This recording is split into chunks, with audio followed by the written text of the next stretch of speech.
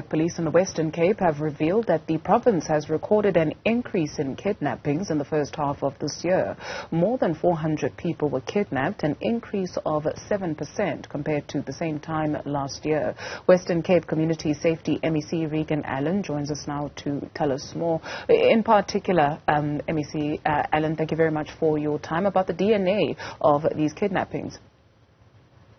Thank you so much for bringing us into this particular conversation. I would want to clarify the one aspect that, yes, we have seen an increase in kidnappings.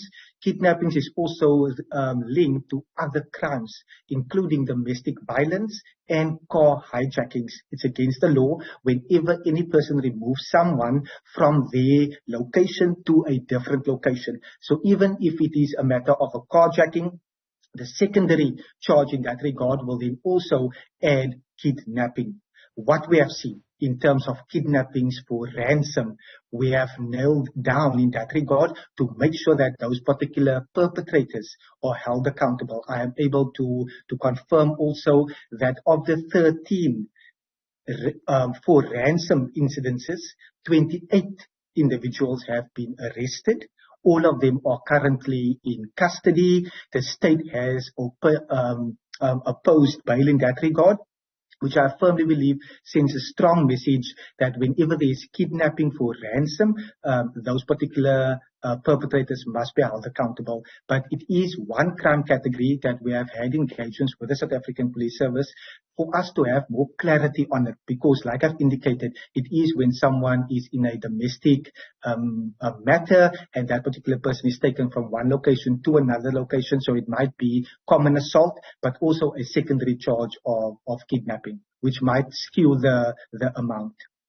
How does that work, in particular for domestic violence and carjacking? Are the victims found in overall, at the best of times, are they found? In a different location. So from the one location, for example, if a person is hijacked and you are transporting that particular person from an area called Mitchell's Plain to Nyanga and the person is still in the vehicle, it will also be kidnapping because you have taken that particular person without the permission. I think it's very important that the relevant charges are laid so that the full might of the law can actually be applied in those particular cases. But like I've said, when it comes to for ransom, which has seen an increase in the previous year, we are now seeing reductions. There is one particular person that was deemed to be one of the masterminds behind extortion and behind kidnappings for ransom in the Khayelitsha area. He is currently in custody. There again, the state has opposed bail because we are very clear that we are never wanting any person to be kidnapped. We would never even want domestic violence, rape, etc. But we have been nailing down in terms of an integrated multidisciplinary group that includes the South African Police Service, Crime Intelligence, the City of Cape Town, the Hawks, including hostage negotiators. We play a role in terms of our oversight to ensure that that particular task team is functional and that they are able to quickly ensure that there is assistance provided for someone that contacts the hotline. I think I'm wanting to take the liberty as well, that particular number, if any person is aware of someone that is kidnapped or they become aware of information, that they need to relay that information to us here in the Western Cape. It is 0800 33 4444. On the kidnap for ransom, you mentioned that it is down, MEC Allen. And so what are you seeing, that are particular individuals who are more affluent are being kidnapped, or are we also seeing people like you and I who are also being kidnapped? Thank you so much for this particular question. It links back to the discussions that I have personally had with top management in our province as well. It links to two particular matters. Foreign nationals are targeted, but also people that appear to have wealth or people that appear to have money. Those are the target groups that we have seen where there is kidnappings for ransom or to extort a particular individual. And those people that appear to criminals to be wealthy includes business people. But like I've indicated, we have also seen that where we make these arrests, we oppose bail so that a strong message can be sent. I'm also at liberty to, at this particular time, indicate that in the previous quarter, 4 SAPS members themselves made them guilty of kidnapping.